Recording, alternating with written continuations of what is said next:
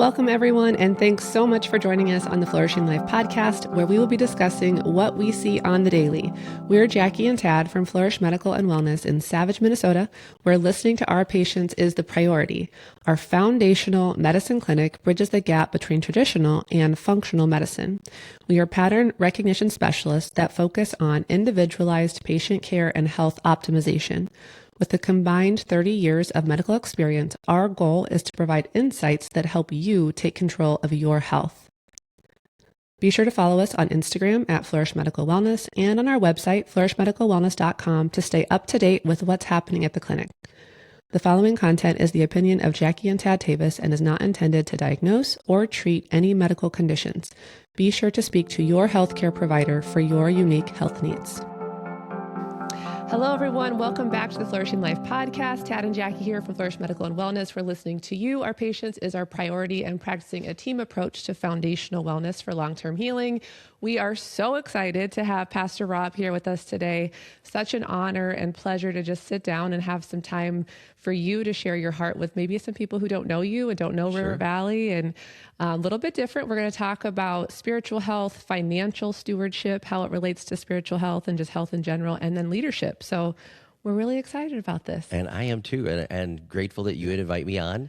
And I love doing as many of these as I can because people love this. They love to watch podcasts, listen to podcasts, and hit the treadmill, multitask. So I'm good. Yes, we're so excited. So first, I would love for people to kind of hear your story. Yep. When I first heard your story of how River Valley came to be, it's such a cool God thing, obviously. So share that with us if you don't mind, and how you saw God there. Yeah, I'm trying to figure out how far back you want me to go. But here's way back in 1995. I said, hey, I wanted to start a church that would reach young people. I was a youth pastor, and the churches weren't relevant. I could hardly find youth leaders because the young people weren't coming to church. And I kept saying, somebody should start a church that would appeal to young people. And somebody said, you should do it, which is hard to believe that 30 years ago, like I was the young, now I'm the old guy. But I did it. And we said, let's start a church that young people would love to go to, and 20s and 30s. And it started from a small Bible study of 13 people. I put all the startup money on my credit cards, $100,000. And I was commenting about your office here, like how amazing this is. And I'm thinking, like, our office, our conference room is named the Visa Gold Conference Room to remind everybody that I put it all on credit cards, which I wouldn't recommend, And we just started small. And from there, we grew, broke every barrier. And I never thought we'd be as big of a church as we are. Like people say, was it your dream to be, almost 10,000 and all these locations? No, I thought maybe 1,000 people, 1,000. And step by step, little by little, it just kept growing. And I was like, all right, what's next? What's next? And key moments were like getting into our property in Apple Valley where we started. Now we're all over. I mean, we have 11, and I think we probably want about 14 in Minnesota. That's kind of our master plan. Okay. But we started there, and I remember we started in a school, then we went elementary, middle, and then we wanted to get a warehouse space. Mm-hmm. And I remember there was a field I was praying on, and one day they showed up, and they were staking it and doing tractors. And I was like, wait a minute, what's going on? And they said, we're putting in an office warehouse here. And I said, I'm going to have my church right here. And the guy on the tractor's like, you're crazy. I'm just a tractor guy. Like, I don't know what you're talking about. But ultimately, we wound up renting that space and then owning it now. Nice. And that was our first campus. And I mean, to think of where we went from there, and I'll share this. You didn't ask the question, but I just am thinking about it. When we bought that building, the owner said, $6 million, put $250,000 down, which is nothing down. I mean, that's nothing. Yeah. And I'll finance it for you, contract for deed for 6%. Wow. Like, he made it happen. Like, we were just like young newbies trying to figure it out. Yeah. And really, that was a huge breakthrough for us. Yeah. Yeah. Absolutely. And like you said, having somebody basically extend an arm and say, here's a contract that will actually work with your situation and where the church is growth-wise to give you a shot. Yeah. And we've tried to carry that same principle on. Yeah. We sold an office building in Burnsville, and we had all of our central offices there. We had two bids. One was from a church and one was from a business. Same amount, And I looked at my staff and I said, even though the church's foundation and their finances are a little shakier, let's take the risk with them. Let's try to extend this. They're equal bids. So we took that one, and they were able to pull it off. But they told me after they bought it, they said, we needed $100,000 1 hour before we bought it. Oh my Wow. And goodness. you're calling donors going, please come through. So we've tried to extend that same thing that was extended to us, help people up, And you kind of had a similar story, I believe, with a check that you were praying for, and your wife was like, what's going on here? Do you know what I'm talking about? Well, there's this so story? many. Well, At the dinner table. when we and- started our church, here's the thing. Remember, I put it all on my credit cards. Yeah. She said God would have to give us one gift that would show that it wasn't just all on credit cards. Yeah. And it had to be over $10,000. That's what so I said, Yeah. okay. And it got down to the last day that if we didn't launch on this day, we couldn't start our church. And so we had to buy all this equipment, and it was Yeah. the deadline day.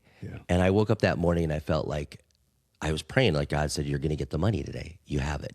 And I was like, that's amazing. So you check the mail, you know, FedEx, UPS, every time they drive by the office, I'm like, come on. We had this rented 1-room office, and I'm like, come on. And by the end of the day, it's deadline day. And if I don't call at 4, we can't order the equipment. And I just keep feeling the Holy Spirit just saying, you have the money, order the equipment. But I don't have the money in my hand. And so I just felt like God said, you need to do this in faith. So I called the company. I said, we have the money, start the equipment. And they did. And I go home, I tell my wife, I ordered the equipment. She goes, we got the money? I go, sort of. Can you imagine? Tense moment. Yeah. She's like, you just committed us to something for $100,000 and you got a sort of? And I said, God told me we have the money.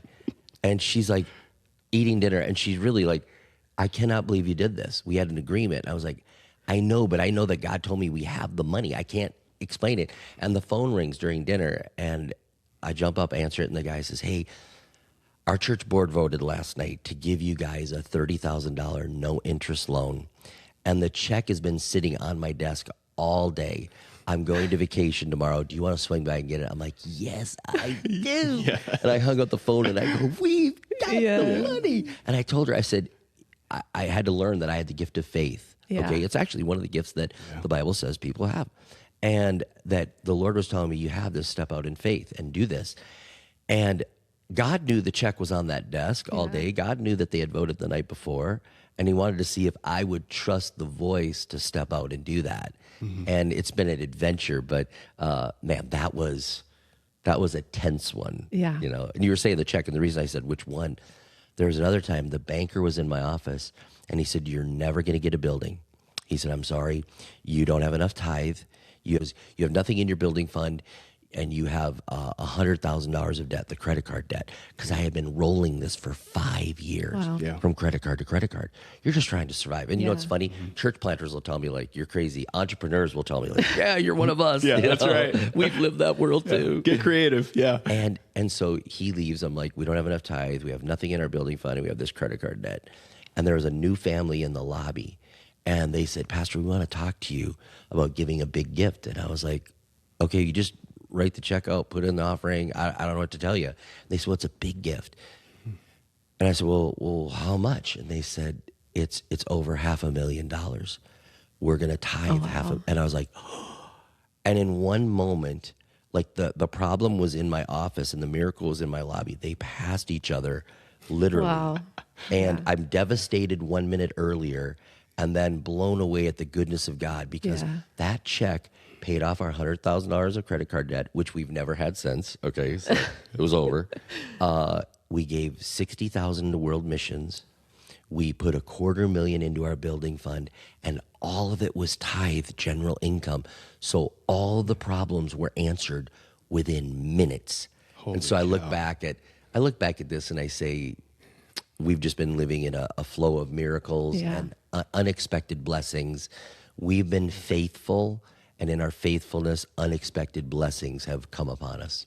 I hear your story like this, and it reminds me a lot of our story with Flourish starting and coming to be, and how, God just showed up in so many ways and so much more than we ever expected, just trying to step out in faith and obedience, which is super cool. And I also love the irony of, like, you started with putting money on a credit card, and now the amazing impact you have as far as financial giving in the kingdom. And it's, God's funny like that, right? Yeah, I do these accelerators all around the world, teaching people how to increase generosity in their church.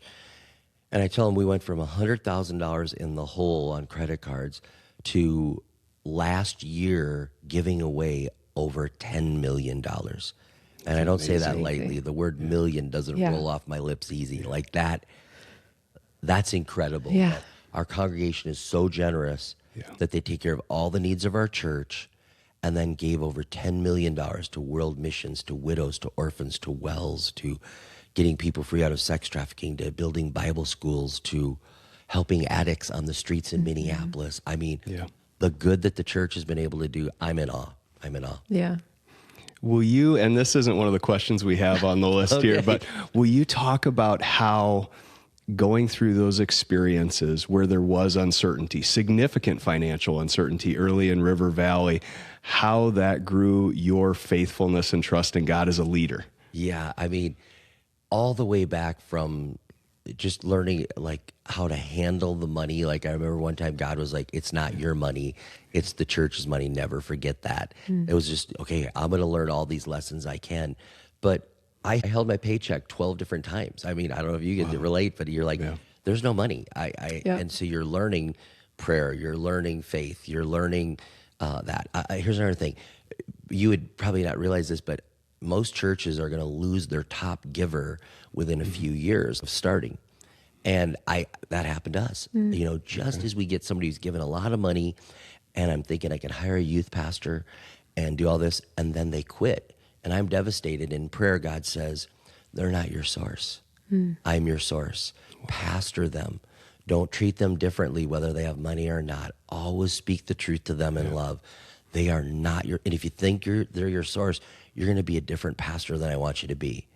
So you're learning those lessons, and then you're getting to the deadline. People may not realize this. Our Shakopee campus, beautiful, right there by Sam's Club and Walmart, right there right on the entrance to the highway, right? We had bought land somewhere else, and the city called and said, we're not going to approve it. We were in the paper that we had bought the land and everything. They said, we're never going to approve you getting that land. It's never going to happen. Like, we will fight you to the end at city council. Wow. And I'm like, well, what do we do? So I said, if I back out of the deal, give me 3 spots where we can buy the land. And then when we buy our land, you have to approve it no matter where it is. And they said, deal. And then we bought that land going right on. And people at city council were like, how are we approving a church right there? Shouldn't that be like something else? But it was a deal. But the obstacle, you're thinking we're devastated. Yeah. And then God gives us a better piece of property. And then, I mean, over and over again, where you're coming down to the deadline, and then God comes through at the last minute, like the check I was saying that got us into the building. Or you're wondering how you're going to make it, and then somebody comes along and says, we have a house we're not using in Florida. We're going to donate it to the church and cover all the bills. And you're like, how did you do that, God? Yeah. I mean, miracle, but you learn, and it stretches you. Yeah. And there's just, I mean, in 2008, we were broke. And I'm not talking global financial crisis. I'm talking our business administrator had mishandled all the funds, and we were broke. And imagine that, and then God gets us through it. We almost closed in 2008. Wow. A friend of mine had to wire us money to make our payroll that weekend. I had to tell the church, he mismanaged it. We are going to do a full audit, and thankfully he didn't steal any of it.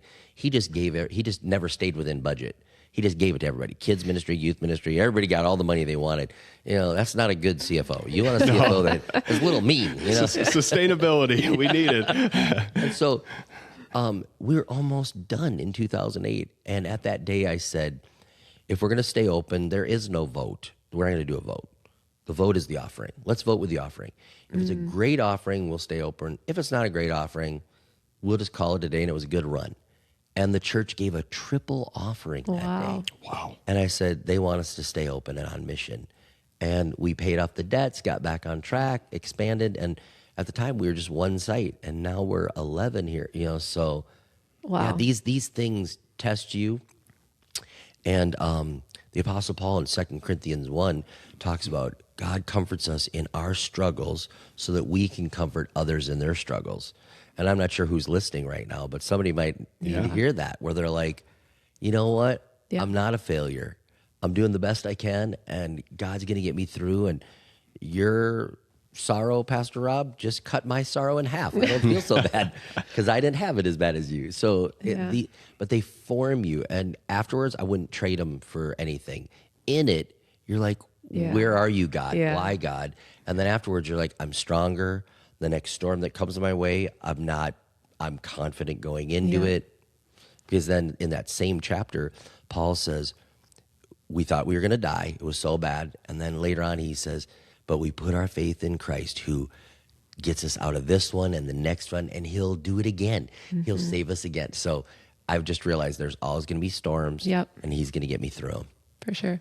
So a couple things. Number one, I feel like the enemy always attacks us at our greatest calling, right? And so for that and the huge financial impact you've had on the kingdom, not just what the church has brought to the kingdom, but also the teaching and sharing this around the world. That was one of the things I think that Tad and I, one of the reasons God placed us at River Valley. Yeah.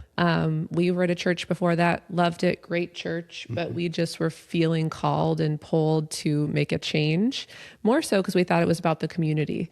But I think for both of us, when we ended up there was a strong conviction about financial stewardship for us. Sure. And really making a big change with that. And that, a lot of that was from you and from just the way you're not afraid to speak to that, unapologetically. You're like, this is what the Bible says. Right. And that's also something we so appreciate about you is in a lot of things, right? Like you don't shy away from the truth. You're like, this is what the Bible says. And we really appreciate that. Yeah. But I think part of God leading us to River Valley was, hey, I need you. Like I've blessed you. I need you to be a better financial steward with the gifts, because none of this is ours. This is God's. And so tell us about Kingdom Builders. Okay. The story behind that I think is super cool. And then also just the missions work, the 500, if you don't mind sharing a little bit about that story. Two really big topics. I love them. Yeah. Yes. But Kingdom Builders was just birthed out of the fact that, I've been to 57 countries now. Wow. And you see the need around the world, and then even in our own communities, you see the need and you think, I'm so blessed. Am I just supposed to keep all this, or am I supposed to be a good steward of this and use it to be a blessing, to live blessed, to be a blessing? And that's what I've just said in my life. I want our church and my life to live blessed, to be a blessing. Yeah. And, if you make more than $50,000 in the U.S., you're one of the richest 1% on planet Earth. And so I keep thinking we probably have an obligation to be good stewards and to use our wealth to help others. And so we heard about this thing called Kingdom Builders down in Australia, and I adapted the program and said, I want to do that. I want to help us to start this. I thought it was going to be a new ministry just called Kingdom Builders, and it would be over and above giving. But in our church, it's almost become an identity of like, I'm a kingdom builder. Yeah. That's what I do. And I build the kingdom of God at my work. I build it in my neighborhood. I build it in the community. I build it with my giving and generosity. And so it became more than a giving program. It became a way to live. Yeah. And Kingdom Builders is just over and above after your tithe. And we preach that at the church, and some people disagree, but I see before there was law, there was tithing, and there was, God, you get 10%. We want to honor you. We want to be on mission with you. You're our God. And so we practice start there and then go up because we're so blessed. And so Kingdom Builders is that over and above giving, global, local, and future. So things around the world, things in our community, and the future generations coming behind us. We want to help them really know God like we know God. And so it started small. It started with, small. It's still big, but it was 800,000 the first year. Yeah. And the church just got excited, and it just kept growing and growing. And we just asked people to pray about it and to do a simple thing called plan, vision, dream. Yeah. And I think this is crazy. People have used this in the workplace. Yeah. I know I just went to the Timberwolves game the other day with a guy that got a promotion from using Plan, Vision, Dream. He literally went to him and he said, you hired me and my plan was to get paid, but then I had a vision to rise in leadership and to be able to be generous with my life. But I have a dream to be even more generous with my life, so I want to do a startup company. And they said, how about we buy up your startup company and you stay with us and we pay you at a level so you can live at the dream level. I mean, he's like, I got a pay raise from Plan, Vision, Dream. Wow. So, but the point of it is, what's the plan? Like, what could you do with what God's already put in your hands? He's put so much. We have so many things. And so it's like, could you give something like a bill or a level to a bill or expenditure, a car or something? I don't know what God's put in your hands. Start with what he's put in your hands and then believe there's more in his hands. That's where vision comes in, faith, and believing God that there's more in his hands. And if he puts it in yours, you're going to be generous, not selfish. And then dream, what's the greatest gift you could ever dream of giving God to help around the world? And we just live that way, plan, vision, dream. And it's gone from 800,000 to now last year's total was 12.5 million. Wow. And it's just amazing to me to see people give, and from my mom, who's a widow, who gives $1,200. I can tell you that she'll let me tell you that, but she says that's all I can do, but I want to do it. And the other day in church, I think I did a thing like what $1,200 does. Yeah. And people are like, it does all that? I did that because of my mom. Oh, okay. I wanted to show her, Mom, look what your $1,200 does. And then, you see from the widow to the business owner that's like, what do I do with this? I want to leverage this. And I felt this responsibility. God wants me to have enough vision for the resources that he's asked people to steward. So you have to steward resources. And you're like, is there vision to change the world with these resources? Okay, there is. Let's do it. And let's change the world through kingdom builders. So that's the first big one you asked me about.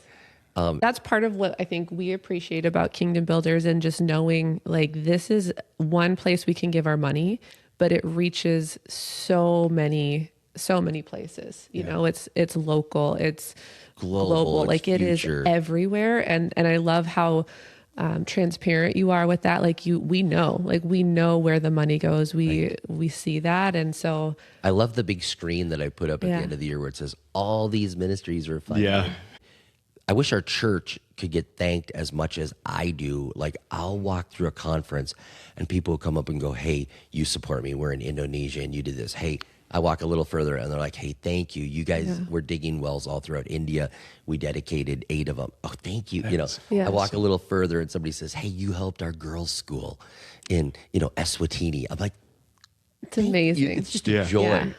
Yeah, it's incredible. And I think too, when we talk about financial stewardship or just financial health, it's a lot like physical health. I think we can come up with a lot of excuses as to how else we should spend our time, and not take care of ourselves or spend our money and not give back, to God. I think there can be a lot of crossover there. I was going to ask, how long have you guys been a part of the church? What, year and a half? 2 years? Okay. Somewhere so in you there. don't remember Fat Rob at all. You don't have any knowledge.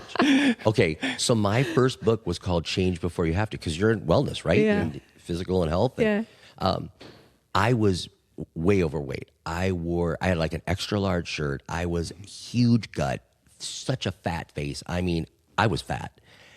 And I was out to dinner with some friends and my wife, and he said, what would you do if you lost Becca? You'd be a basket case. She takes care of everything. And I said, I know, and I'd have to lose weight. And Becca looks at me, she goes, if I was to die, you'd have to lose weight? Why? That creates an interesting conversation right there. I know, and I'm like, why did I say that? And then my friend said, he could never get an attractive woman like you looking fat like that. So she goes, you would lose weight for a nickel. No, this is spiraling. I know. And then I said right to dinner, I said, I will lose weight for you. I will do it. Yeah. And so I went to the doctor and I said, treat me like I had a heart attack. And he goes, but you didn't. Yeah. And I go, I know, but I'm going to change before I have to. He goes, nobody does that. He said they always wait until the end. They get the crisis, then they want a pill and they want the shortcut. I said, not me. Yeah. I'm going to change. And he's like, okay, here's what you should do. This. And he gave me a whole plan to change my life. And then I looked in the Bible and I saw in the Old Testament, Josiah, he sees the Bible. It's being read to him one night when he's sleepless. And he's like, I should change. And he does all these things. And because he changes, God says, you have a responsive heart. You humbled yourself. Now I'm going to bless you. Yeah. And so I did a sermon series on this. And then a publisher said that should be a book. That became my first book. Oh, wow. And it changed my life. And it wasn't like I was 100 pounds overweight. I was about 35 pounds overweight, but it was all in my gut and all in my face.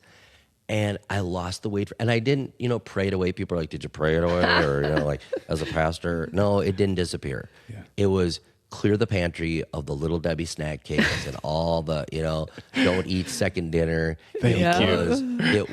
And I even did a video once, like I had to buy my son snacks for his class assignment. And when I went to buy his donuts for class, I bought myself some cookies, and then I filmed myself, and I go, why did I do this? I didn't want to do this. This is not the way I want to live my life. I don't want to eat these. It's so funny. When I was shooting the video, I put the cookie down, and then I licked my fingers in it. And I was like, no. Yeah.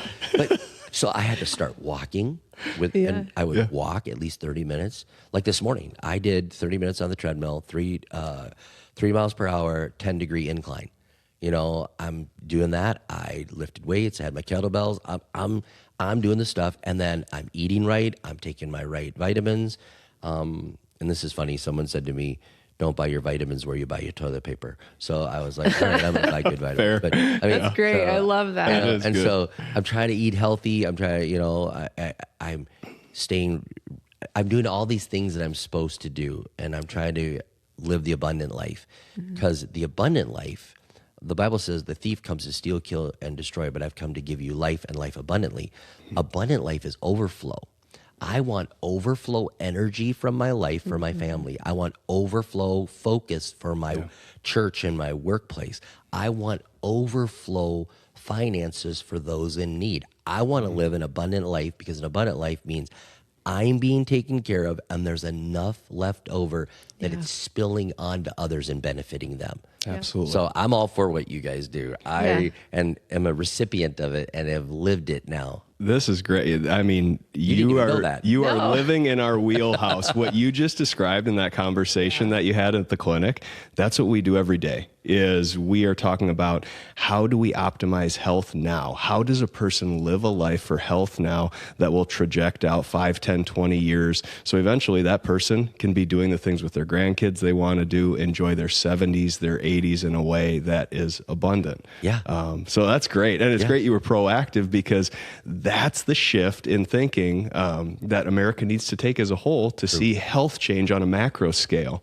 The other thing is, what you were just describing, I think is one of the most powerful tools for leaders to understand, is that if I take care of myself, if I am objective and critical with my lifestyle and what I do on a day-to-day with my eating habits, my sleep, my exercise routine, my mental health, my spiritual health, then I can bring my best to all those people I impact. I mean, that is, and just having that objective view of oneself. I mean, it would change the way churches and businesses run. It's incredibly powerful. Yeah, I feel better when I work out in the morning. I feel better when I eat healthier. Yeah. And trust me, we're switching over. Our grocery bill has gone up, 400%. I mean, because we're terrible eaters. And we didn't eat bad foods as much, but we didn't eat the good foods, if that makes sense. Yeah. And so now we're eating the good foods. We're eating healthier. I mean, but it's our whole outlook has changed, and we have more for everything else in our life. And what's crazy is, you might not know this either, I eventually did have a heart attack, which is crazy. Really? Genetics. It was 11 years ago. Wow. So I changed my life, lose all this weight. And later I'll show you the picture, by the way. Yeah. Okay. Pastor Rob. And then I have a heart attack. I'm working out. You ever heard the insanity videos? Yeah. So I'm doing that in the basement. And all of a sudden I feel like it felt like a spring exploded in my body. And I just started sweating profusely. So I go upstairs and I said to Becca, something's wrong. ultimately, I'm having a heart attack. I have 3 stents put in. Wow. But it wasn't blockage. Like, it wasn't like 100% blockage. It was like, or 90%. It was like a piece of plaque just eroded against the wall, and it was a rupture. Yeah. And so I have 3 stents, and they said, hey, you have collaterals that have come in because of your working out and getting in shape and doing that. So your change wasn't wasted. Yeah. Your heart attack was genetics, but your change wasn't wasted. It actually helped you. And within days, I was back to normal. I thought I was going to lose all these gears. Like, oh, I had a heart attack. I'm going to slow down. Nope.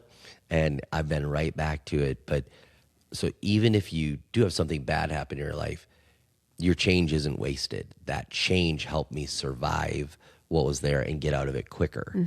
So, And I think too, a lot of times it's, the excuses we hear. It's hard. I don't have the time. That's probably the most common one. Like the time or the money to take, buy the foods or do the exercise. But it seemed just like with financial, I think giving, we've seen when we give more, God blesses, right? Like he provides that. And I see that with our patients and even ourselves, we have 2 kids, we have a very busy practice. We prioritize time in the scripture. We prioritize taking care of our bodies, but somehow there's always enough time. Right? Yes. Yep. There's enough time for what you make time for, and there's enough to give with what you make time with what you give. And it becomes a multiplier. Yeah. I know it sounds crazy, but it's like if you take time to get healthy, you're going to have more energy, which is actually going to make your time feel like it multiplied. And the same thing with giving. You think, I only have this amount of resources, but as you give, it's the same thing like working out. When you break down a muscle, it gets stronger and there's more the next time. With generosity, you give a little something, it breaks down the generosity muscle in your life, and then you have more to give. I don't know how it works like that, but it does. Giving is more like a muscle than we realize. Well, and I don't think God does math like we do it. No. True. It's amazing. We've seen this in our lives where not only has just taking some risk to be more generous yielded things that we never could have expected. I mean, I've seen that. And then also God saying, you took the first step to be generous. This isn't going to cause you any problems on the back end. I don't do math like you do. This is all going to work. Right. It's amazing. No, that is absolutely true. He has blessings and things that he can do. The Bible talks about him rebuking the devourer and causing things to last longer. God does not do math like, we do our big kingdom builders and our miracle offering. The first year that we had a really big goal and we were way far away, we're at our miracle offering day. And I remember thinking, okay, we're so far away, God. If every family in the church gave this amount of money, we could get there. And I was kind of doing the math, and I felt God say, don't do the math. He said, just ask everybody to do their part. And he said, that mom can't do the same as that couple over there. And that couple can't do the same as that couple. And he's like, never ask people to do the math. Only ask them to do their part. And they can do it. So you learn those lessons. His math is different than ours. Yeah, totally. Absolutely. We're going to get into leadership. This is great. And I appreciate you sharing all the stories too about the adversity and those things that helped mold you as a leader, and the resilience and faith and reliance that you developed as a result of that. That's incredible. So one thing, and this is a little bit of a selfish question, but in your time with River Valley, as it's grown and as it's changed, how has your leadership style evolved over the decades there? Yeah, a ton. Every level is a new level for me. Like, I've never pastored a church of 1,000, then 2,000, every level. So every level's new. Just like you're with your business. You're like, we've never done this, you just step into it. And I just realized if I didn't keep growing, I would be the stoppage. And so I was like, I'm going to be a learner and I'm going to grow. And, a lot of people are like, hey, will you mentor me? Will you coach me? Will you? I was like, I can consume books. I can consume teachings. I can, even the other day on a flight, I was on a flight and there was a thing about the weight of gold and all these people that have won gold medals and the weight of it. And I'm like, I'm just learning from the best.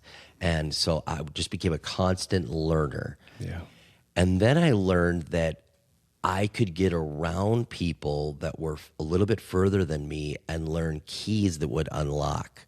Does that make sense? Yeah. And I learned this from coaching my kids' basketball teams. Like if they were in third and fourth grade, I would have them play the fifth and sixth graders, and the kids would see how the game could be played at a higher level. I didn't take them to play NBA players because they would get squashed and then feel like they're a failure. Yeah. But I wanted them to see what was just ahead of them so they'd focus more against their peers. And then I thought, I'm going to apply that same thing to my own leadership life. Who is a little bit further ahead of me that I can learn from them, like the cheats or the skills or the things they know that I don't, that I could apply. And then I'm going to be inspired by the people that are, high level, that are on the stage and talking about millions, right? Yeah. And I can be inspired by that, and that can keep me motivated. But I needed tools from people that were closer in size to me, if that makes sense. Yeah. And so I started growing by getting around other people that are just a little bit bigger. Yeah. And it's interesting. They were more than willing to help. The people on the stage had no time, right? Yeah. But the people that were just a step ahead, they're like, I'd love to share what I know. And so that became it. Then I actually got a coach. I mean, people say, I had a coach. Yeah. And I called him my confirming second voice. I'd bring things like, you're wondering, like, should I do this or should I do this? I feel like it's this, but I'm not sure. And they're like, you're right. That is the way to go. This is where it's going to go to. And you're like, okay. And then there's other times you're like, no, that's not, that's a dead end. Don't go down that road. Or it feels like you're distracted. What's going on in your life? Just somebody be able to say that to you. So those are things, but I had to grow as a leader. And this is probably my biggest jump in my life was this statement. I was praying one day and I felt like God said, in prayer, you just hear the voice of the Holy Spirit. Some people are like, God said. I'm not saying like an audible voice. I'm saying I felt this impression reading the Bible like it wasn't my own voice. It was like God. And he was saying, I need you to be a better pastor. I need you to pastor like you parent. And I was like, what do you mean? And he's like, you speak the truth in love to your kids because you want them to turn out right. I want you to pastor like your parent. Speak the truth in love. And keep growing in this and be a better pastor to the congregation. That's awesome. Probably was the biggest thing. And then the biggest thing in my life as far as growth as a leader was getting access to John Maxwell. Like that just happened. John said one year, I want to get around a bunch of young pastors that are up and coming, and I got picked to be in that group. And that was back when I was young. And, and being around him and being able to watch him as a leader, read his books, ask him questions, life-changing. That's amazing. It's interesting too, the crossover. Some people shy away from the crossover between the business world and the church, which, I mean, you can take great principles from both. Absolutely. Like the quote, if you're the smartest person in the room, you're in the wrong room. Correct. And I mean, for leaders and development, it seems like that applies even in the church. How can you look at those people ahead of you and get some pearls?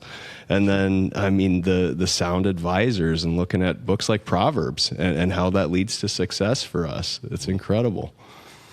When you think about your, leadership progression, what would you say beyond meeting John Maxwell and working with him? What are 2 or 3 other really impactful things that you encountered? Maybe things that we wouldn't know about or wouldn't think of. A peer group, like I probably talk about it a lot, but I'm in a couple of peer groups, like just guys that we are all lead pastors, and iron sharpens iron is what Proverbs says. Yeah. And so just being around them to compare ideas and compare notes and to sharpen, I stopped seeing them as competition and started seeing them as people that would sharpen me. So that was it. Here's another thing that shaped me as a leader is not speaking negative and not complaining. Yeah. Now, I still do too much of it, but way less than I used to. And there's a sermon that I did years ago, the vultures are coming. And like I told the church, I forbid you to speak vulture. Vulture is doom and death. We're going to die. This is never going to work. And I was like, I refuse to. That shaped me as a leader, learning to not speak vulture and to speak like, I don't know how we're going to get through it, but we're going to stay together. Let's get through this. And so those things have shaped me. And then this is an interesting thing that my mom has said to me. You know, my mom's still alive. She's 83. And she just tells it like it is. She's an East Coaster, Boston, you know, that's what she Love it. Yeah, she just tells it like, and she's like, I don't care. Grandma doesn't care. And she said, sometimes you make it seem like your problems are too easy. Like you don't let us know how hard that was in your life. Yeah. You know, there's things that shape you. Like Logan almost died when he was born because he had strep B, and that was right before they tested for it. It was like months before they like made sure. I think that was when it was strep B. You know, but he was in the hospital for 10 days and almost died. And I remember thinking, God, I don't want to be a hero. I don't want to write a book. I just want my kid to live. And those things get you, or the financial struggles, or our oldest son was born with autism and then was miraculously healed. And I know that opens up a huge topic right there, but like going through that and having years of this. And then Becca's sister died of alcohol poisoning. And one of my brothers and her brother both went into drug rehab, and the strain on your family. My dad died of cancer in his 60s. And going through all the struggles that you go through life, they make you stronger, and they shape you and form you into the leader that you are. And the biggest thing that I've learned in all that is to have integrity. Like, people are not looking for perfection, but they're looking for honesty and integrity. Yeah. Everybody knows that you're going to have problems. Everybody knows that crisis is going to hit you, struggles are going to hit you. But will you have integrity going through it on the other side? Yeah. And so that's probably my best advice to don't think it's strange that you have struggles, trials. It doesn't come easy to anyone. Yeah. You know, you think, like, oh, it's just easy. No, it wasn't easy. They worked hard, and they went through the struggles, and they didn't quit, and they kept fighting. And, okay, I'll give you a recent. You know, with all that's happened in Minnesota with ICE and, you know, all that's gone on, you couldn't say a statement that anybody agreed with. Like, I literally said, we're going to love in all directions. And I said, we're going to love in all directions. And the way I look at how Jesus did it, he loved his people. He loved his people's enemy, the Samaritans. And I don't think they were his enemy. I think he loved his people's enemies. He loved the Roman centurion and healed his servant. So he loved the oppressor. He loved the enemy. He loved his people. He loved in all directions. And so I said, with ICE in Minnesota, we're going to love in all directions. And we actually, as a church, received an offering of $94,000. Isn't that amazing? And we fed immigrants, both legal and illegal. Yeah. We gave it to Hispanic churches that their offerings went down. We gave it to food shelves. We brought in a semi-load of food. Yeah. And instead of getting all the credit, like giving it away at our church, we gave it to food shelf partners and said, we don't want any credit. We just want to give it to you. You give it to the people. Bless them. And people might get mad about this, but we even brought protein drinks and protein bars to the ICE headquarters and said, you guys are eating peanut butter and jelly sandwiches, and we wanted to bless you with this. The church raised money. We're going to love in all directions. And we got to pray with 100 or more ICE agents that tears rolling down their face, that missed their kids, missed their family. We're like, we didn't sign up to do like crowd control. We just want to catch bad people. Yeah. And this is just, we don't like this any more than you do. And so we were loving in all directions. And you're trying to love everybody, and then somebody says, I can't believe you brought ICE a protein drink. And somebody says, I can't believe you gave my money to an illegal. And I can't believe. And I was like, I'm just going to love in all directions. Yeah. And you just say, I'm going to take these hits, and I'm going to keep being formed in the image of God. People may not understand this, but God's going to shape me into a better person on the other side of this. And he is. Yeah. He's doing that for us. That is phenomenal. Let's dig into that a little bit. And I don't know if it's going to get any better than what you just said, but when we think about what we are called to do and how we're called to love biblically, when we think about social media and the polarization in politics in this country, how does living and loving biblically completely flip the table on that in your mind? Or how does it contrast to what we see as the norm around here? Right. Because here's something very unique for America. And as I travel the world, it's not like this in the rest of the world. They're not as two-party divided, okay? And it really has become us against them. And social media has made it 10 times worse because you get fed an algorithm. So I can say a person's name from the stage. Half the room has a positive algorithm of him or her, and half the room has a negative algorithm, depending on what they like and what they watch. Yeah. And half the room hates me for it, and half the room is like, "That's right, Pastor, good job." But they're all created from an algorithm, so it's made it 10 times harder. And then, like, sensationalism sells and controversy sells, and so the more outlandish people get, the more following they get, the more amplified their voice is. Yeah. And then the other thing is, it's allowing people to attack people without being face to face. You know, I get tons of people that attack me from their keyboard, and then in person they're like, well, yeah. And it's like, but we forget, like, there's a real person that you just attacked with your keyboard, and you said terrible things you would never say at the dinner table in front of your family. But you put it out there for the whole world to see. So it's making it way harder to do. And I've been trying to focus on two things: a la carte beliefs, if this makes sense. Like, people want you to believe the whole package. Like, if you are on my side, you have to believe all these things. Yeah. And it's like, no, I can be good with loving this person or helping these people or doing this, and it's maybe the opposite of what this party says. I don't have to be that, if that makes sense. I've been 100%. focusing on that, and then I've been focusing on what's the kingdom response. Yes. And people ask me, like, are you Republican or Democrat? I'm like, I'm for the kingdom.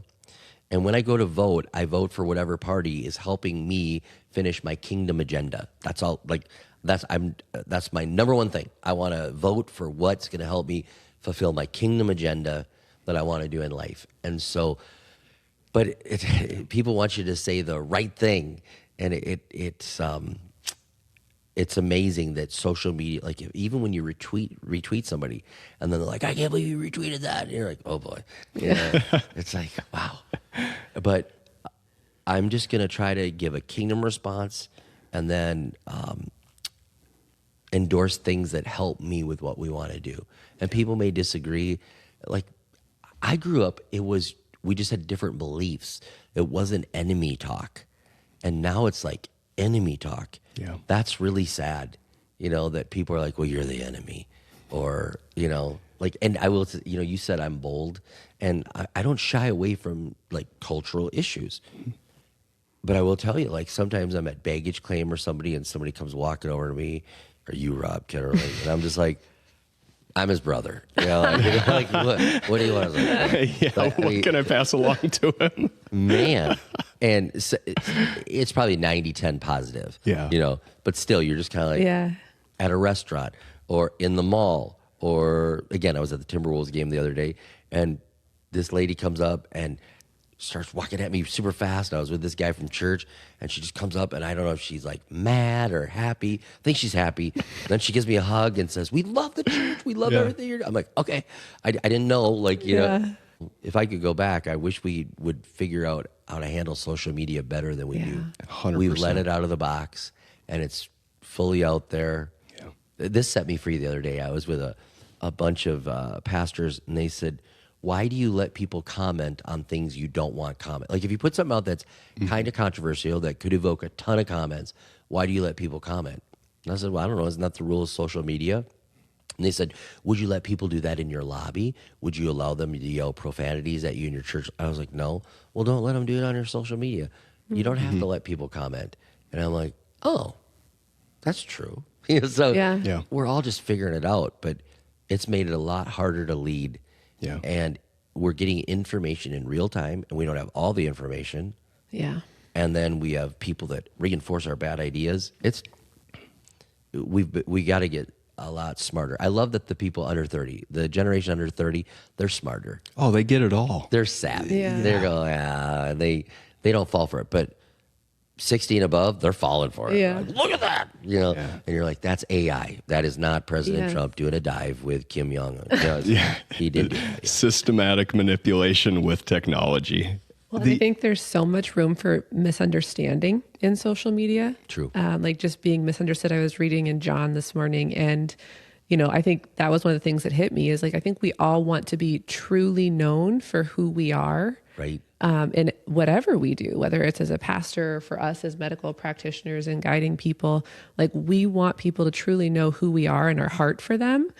And I think that's what Jesus wanted too, right? Like he wanted to be truly known, and the people who were supposed to be closest to him and know him the best had no idea. He was so misunderstood with the Pharisees. And so I think that's a big piece of what we crave, but it's so difficult in the world of social media. It is, and it's amplified. And I feel for the young kids.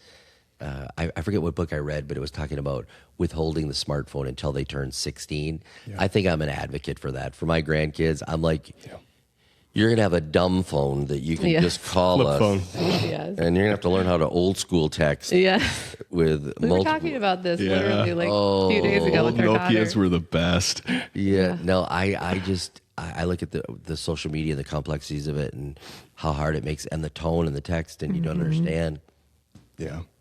I would say the one silver lining that we've found, and it's what you had talked about with adversity at the beginning of this episode, is when people in positions of leadership put themselves out there and kingdom-driven messages, there are people who are going to have negative things to say. But at the same time, if that individual, yourself, Jackie, me, say, okay, I'm doing what God has called me to do. This is going to be biblically based. This is not selfish. This is not self-seeking or self-serving.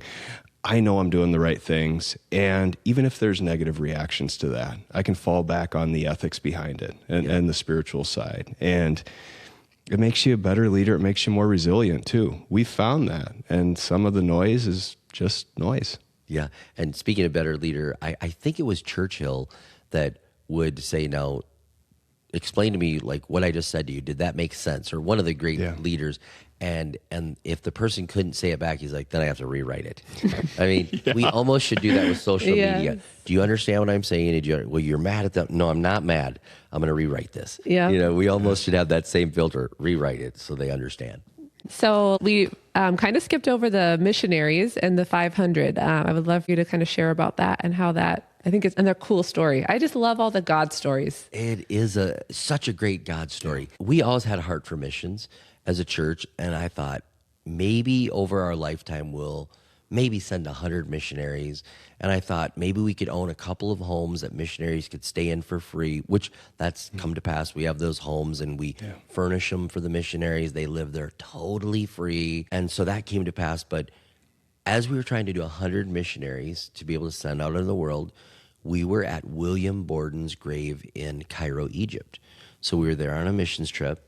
And William Borden, if you know Borden sweetened condensed milk, like you see it in the grocery store, that's his family. He gets radically saved, wants to be a missionary. And his family's like, if you go do this, we're writing you out of the will. You get no money. Wow. Like, you do this, you're done. And he says, I'm going. So he leaves the prestigious universities and goes to be a missionary, gets to Egypt for training, and dies there, like never even makes it beyond Egypt for training. So he's buried there. He wanted to go to China.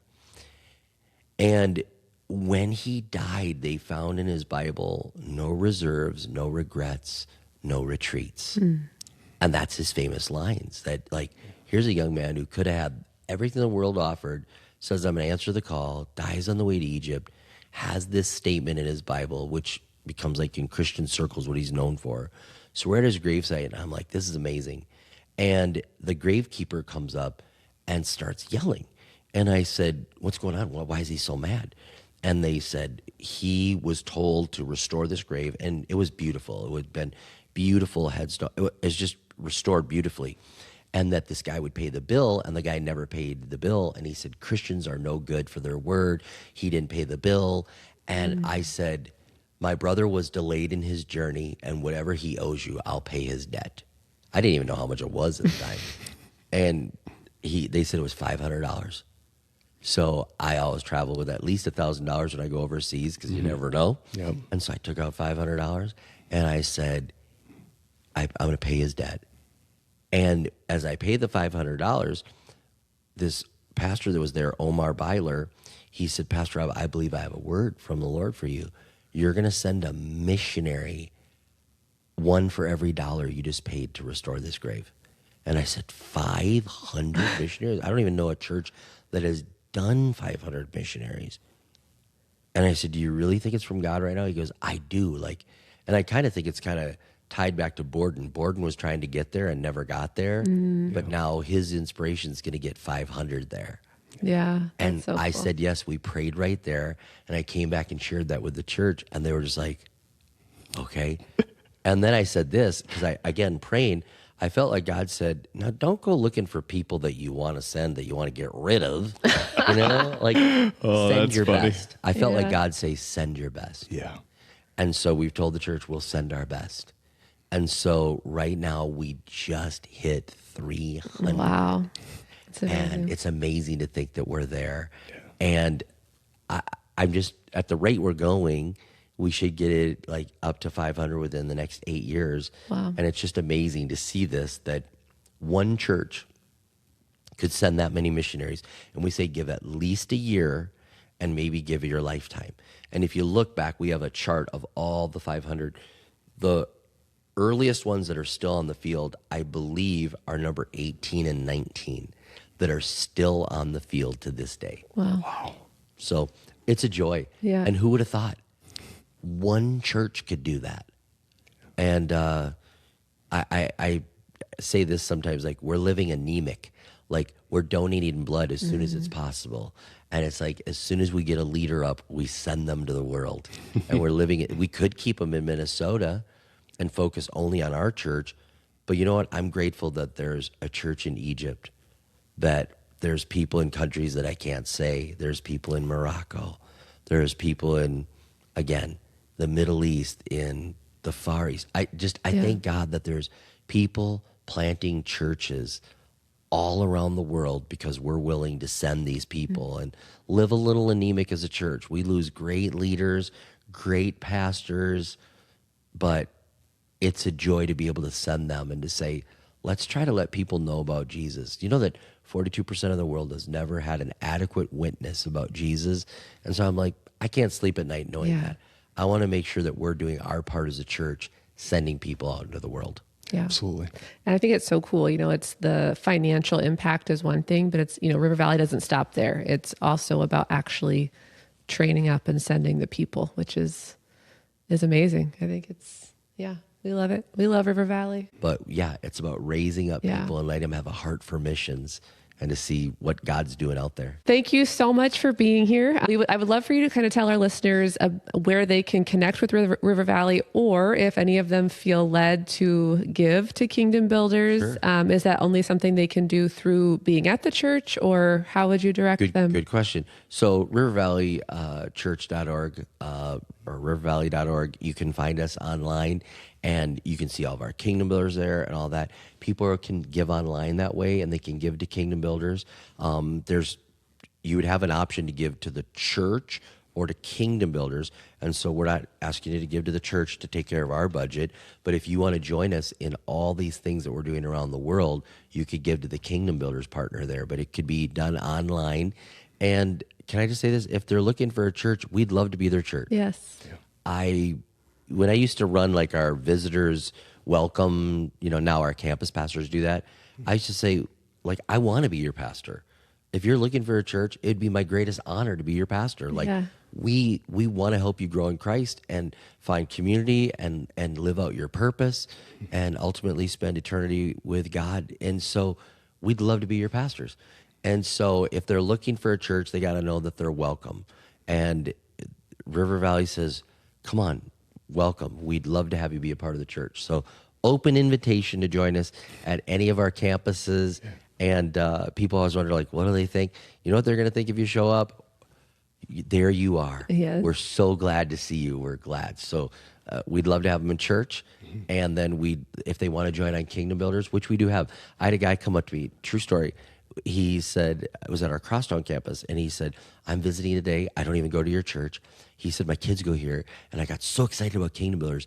would it be okay if I gave $50,000? Oh my God. And I was like, Wow. that would be okay. You could do that. right. That's acceptable. But he goes, I don't even go here, but I'm just so excited that you want to do this to change the world. So whether it's $5 or $50,000, and it changes the world. I'll say this last thought. Yeah. The lie is your little doesn't make a difference. Yes. And I want to tell everybody that little makes a difference, because the little added to other people's little turns out to be a lot. Yes. And so don't withhold doing good when you think it's not enough. Like, you probably would say this about health and wellness. Yes. Yeah, absolutely. You say, well, I'm not going to do it. No. Start Make small. that one change and watch what that does. The little added together makes up a lot. So I just wanted to say that in case somebody thought, oh, I don't have a lot. It'll make a difference. Totally. Well, thank you everyone for joining us. If you want to go to River Valley, Tad and I will take you. So come along with us. There you go. And until next time, thanks for joining us. Thanks for listening to the Flourishing Life podcast. You can watch the full video version of this podcast inside the Spotify app or on our YouTube channel. If you liked this episode, please rate, review, and subscribe on your favorite podcast app. And we would love it if you would share this episode with a friend and follow us on socials, Instagram, TikTok, YouTube, and Facebook, or on our website at flourishmedicalwellness.com. Chat soon, everyone. The information on this podcast is for educational purposes only and is not intended to replace medical advice or to be a substitute for professional medical diagnosis or treatment.